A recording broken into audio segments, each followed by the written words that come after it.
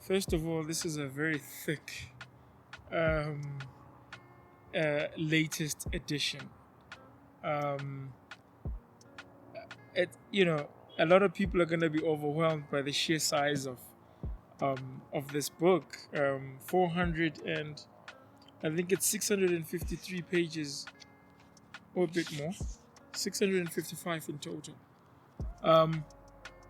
I think this is a fantastic book. But of course, when you're reading a book um, with a view that you're looking for particular things in a book, to say it's a fantastic book is almost like saying you are not saying anything at all. First of all, the editor of this book is Professor Adike Adibayo, and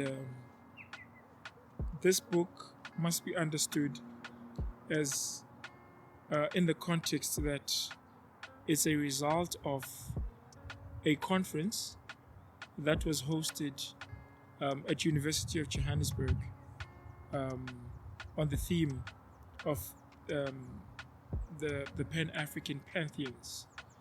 And basically the idea there was Professor Adike Adibayo, he basically sent out invitations all over the world to authoritative Pan-Africanist scholars, from the US, from Jamaica, from Nigeria, and he tried to hear as diverse as possible views of particular individuals that form part of, the discourse of Pan-Africanism.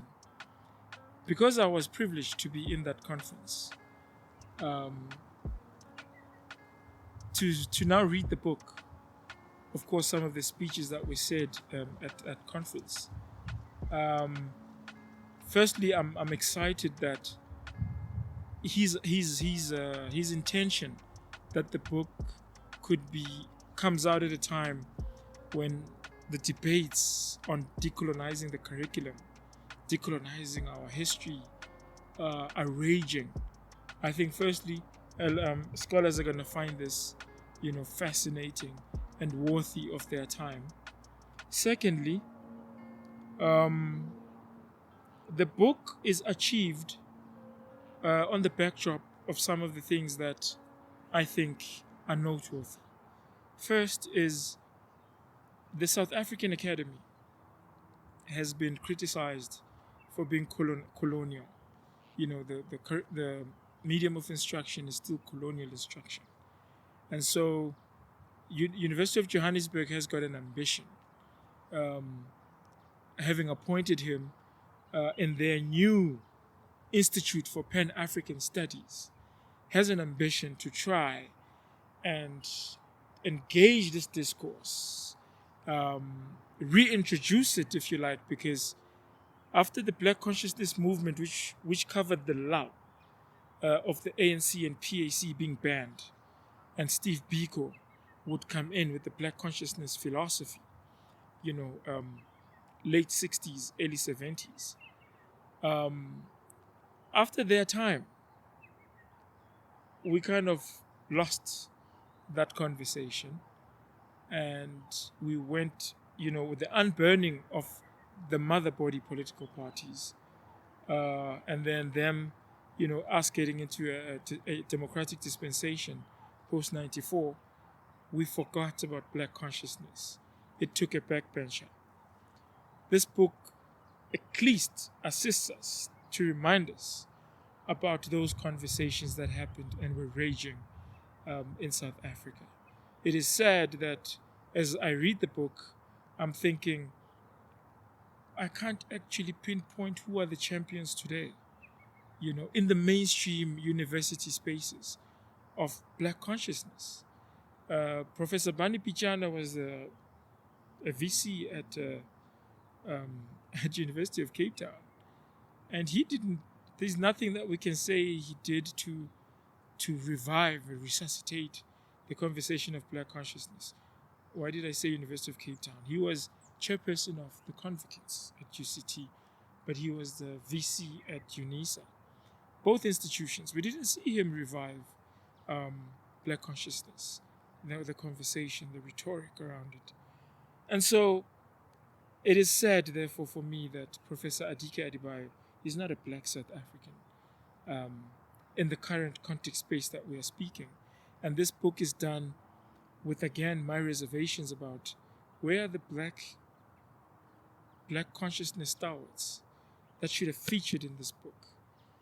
Of course, here I'm thinking about Motseko Pheko, I'm thinking about Masibudi Mangena, I'm thinking about Litlapa Mpahlela, I'm thinking about, even Eskia Mpahlela, right?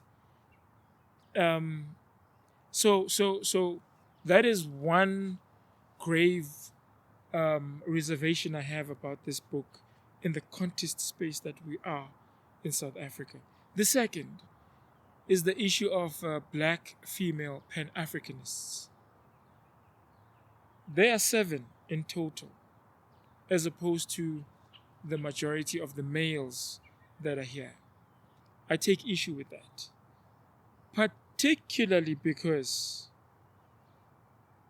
there is a long and forgotten founding mother, I argue, of Pan-Africanism, who happens to be a black South African female activist by the name of Alice Victoria Kinloch. And I do raise in a review that I write, that we will make available, that this is one of the greatest indictments on how we choose to remember. How selective our memories are of our heroes beyond Nelson Mandela. That's if Nelson Mandela is a hero to all of us, because we know now that post his passing, so much criticism about him, even from his own comrades. But in general, prophets, poets, and philosophers, this book makes a contribution to the discourse of African philosophy, to the discourse of decolonizing African history. It reminds us that black intellectuals, have been there, especially from 1900 onwards. It's a matter of us, wanting to take these projects to the logical conclusions where they belong. To say, if our people have been dealing with these issues that today we are still debating, how is it that we have failed to come up with solutions so that we can actually, turn to the next page? Because all that this does, it reminds us that nothing that we're raising today is new. Most of these arguments, it doesn't matter which way you want to come, whether you want to talk about colonization, whether you want to talk about racism, whether you want to talk about how marginalized black people have been throughout all industries, whether it's science, whether it's the social sciences. None of these debates are new, okay? And, when we speak about the diaspora, it needs to be understood that we are still limiting our conversation to the 1884 Berlin Conference, where they put up our borders, artificial borders, without our absence, without our presence. Okay, they did it in our absence. And so we need to therefore remind ourselves to say the spirit of Pan-Africanism is a spirit that must actually remind us about our responsibilities. We shouldn't forget that the Bandung Conference, tried in its own way. The problem I have with that conference is that unlike the Pan-African discourse, it was really focused on the politicized contemporary Africa. So it still took its reality from the borders that were erected, not by us. And so we need to go back to a time where we were borderless. And we were one in so many ways beyond the physical. And that is what this book, I think, invites us to remember. So in all its imperfections and its flaws, I think this is a milestone. I think this book is a must read, and it will do us all,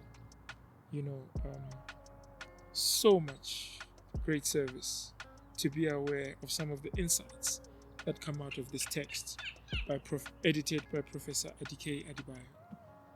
I thank you.